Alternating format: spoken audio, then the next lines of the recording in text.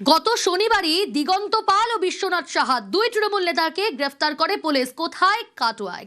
কাটোয়া আদালতে তাদেরকে পেশ করা হয় এবং ধৃতদের 4 দিনের পুলিশ হেফাজতে নির্দেশ দেওয়া হয়। আজ ফের আদালতে পেশ করা হয়। একটু ছবিটা দেখাবো আপনাদের, দেখুন। আজ আবারও এই ধৃত তৃণমূল নেতাদের লক্ষ্য করে ডিম, মারধর, 100 দিনের কাজের টাকা আত্মসাৎ, নানান অভিযোগ সামনে এসেছে। তাদেরকে লক্ষ্য করে চোর স্লোগান দেওয়া হলো আজ।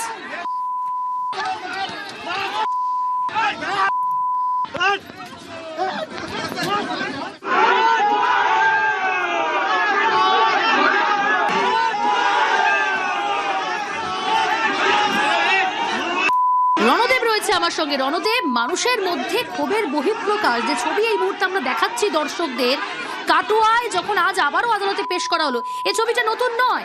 এর আগেও যেদিনকে এই দুই ধৃতকে আদালতে পেশ করা হয়েছিল, চোর স্লোগান দিয়েছিলেন স্থানীয়রা, নানান অভিযোগ, 100 দিনের টাকা আত্মসাৎ, দুর্নীতি, চুরি, কাটমানি, তোলাবাজি। আজকেও একই পরিস্থিতি, মানুষের ক্ষোভের বহিঃপ্রকাশ। হ্যাঁ, একদম যেরকম তুমি বলছো ঠিক সেই রকমই, যে গত শনিবারের রাত্রে গ্রেফতার করে রবিবারের দিন যখন বিশেষ আদালতে কাটোয়া মহকুমা আদালত চত্বরে পেশ করা হয়, তখন কিন্তু সাধারণ মানুষ উত্তেজনায় ফেটে পড়ে এবং সেখানে রীতিমতো ক্ষুব্ধ জনতা তাকে লক্ষ্য করে ইট ছোড়ে এবং মারধর করারও চেষ্টা করা হয়। দিগন্ত পাল এবং বিশ্বনাথ সাহাকে কোনো রকমে তারা আদালতে পেশ করেছিল।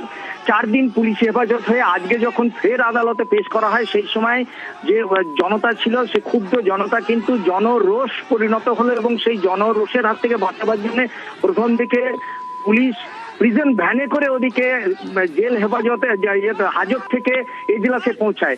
এজলাসে পৌঁছেও কিন্তু রেহাই পেল না, সেখানেও কিন্তু তাদেরকে মারধর করা হলো এবং এজলাসের দরজাতেই তাদের লক্ষ্য করে ডিম ছোড়া হলো। এই যে উত্তেজনা পরিস্থিতি হয়েছে, এটা কিন্তু পুলিশ আঁচও করেছিল, কেন্দ্রীয় বাহিনীও রেখে দিয়েছিল, পুলিশও পর্যাপ্ত ছিল, তবুও কিন্তু ধৃত 2 তৃণমূল জেলা নেতাকে জনতার রোষ থেকে বাঁচাতে পারলো না। এই মুহূর্তে বিচারক 4 দিনের ফের জেল হেফাজত দিয়েছে এক নেতাকে এবং বিশ্বনাথ সাহাকে 14 দিনের জেল হেফাজত করেছে। প্রিয়াঙ্কা,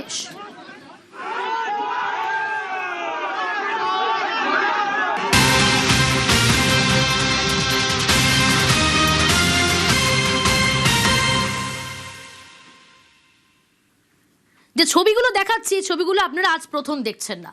বর্ধমান দক্ষিণের প্রাক্তন তৃণমূল বিধায়ক, মনে আছে, খোকন দাস, তাকে গ্রেফতার করা হয়েছিল কোথা থেকে? উত্তরপ্রদেশ থেকে। তার বিরুদ্ধেও তোলাবাজি, কাটমানি, চুরির অভিযোগ। তাকে যখন আদালতে পেশ করা হয় তখন চোর স্লোগান দেওয়া হয়। আজও একই রকম ভাবে চোর স্লোগান খোকন দাসকে লক্ষ্য করে স্থানীয়দের। গতকালের পর আজ ফের তুমুল স্লোগান।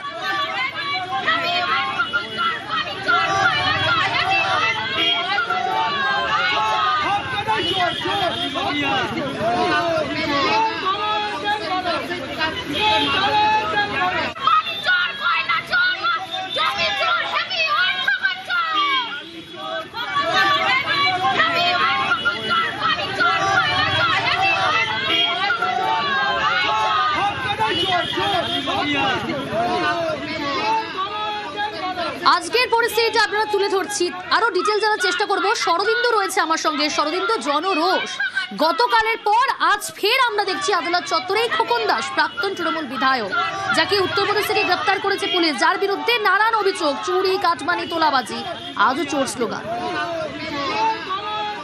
তুমি যেমনটা বলছিলে, দেখো যে তৃণমূলের প্রাক্তন বিধায়ক খোকন দাস, তাকে গ্রেপ্তারের পর পুলিশ এখন 6 দিনের হেফাজতে নিয়েছে এবং গতকাল তার বাড়িতে তাকে নিয়ে গিয়ে তল্লাশি চালানো হয় এবং আজ কাঞ্চননগরের বেলপুকুর যে বিধায়ক সহায়তা কেন্দ্র ছিল সেইখানে তল্লাশি চালানো হয়। এলাকার বাসিন্দাদের অভিযোগ, এটা দলের নামে হলেও খোকন দাস নিজের নামে করে নিয়েছে এই বিল্ডিং। শুধু তাই নয়, এই বিল্ডিং এর কোনো প্ল্যান নেই এবং এই বিল্ডিং এ সকাল সকালই পুলিশ তাকে নিয়ে যায় বিক্ষোভের আঁচ পেতেই এবং সেখান থেকে যখন বের করা হয় তখনই এলাকার বাসিন্দারা দিনের পর দিন এইভাবে সাধারণ মানুষকে ঠকিয়েছে খোকন দাস, আর চোর স্লোগান দিচ্ছেন তারা। বেশ, ও চোর, হেভিওয়েট খোকন চোর, তাই আমরা চোর চোর স্লোগান দিয়েছি। কারণ আমাদের এখানে সমস্ত লোকের জমি দখল থেকে আরম্ভ করে এর থেকে জেড পর্যন্ত সব চুরি করেছে খোকন দাস। 2021-এ ভোট পরিবর্তে হিংসার কারণে আমার হাজবেন্ডের টোটো টোটো নিয়ে যায়। 4 তারিখের আগে যখন দেখেছে যে আমরা হেরে যাব, তার আগে এখানে ঢুকিয়ে দিয়ে চলে গেছে। এখন ভেতরে 2টো টোটো আর একটা বাইক আছে আপাতত। এগুলো এখন তদন্ত করলে সব পাওয়া যাবে।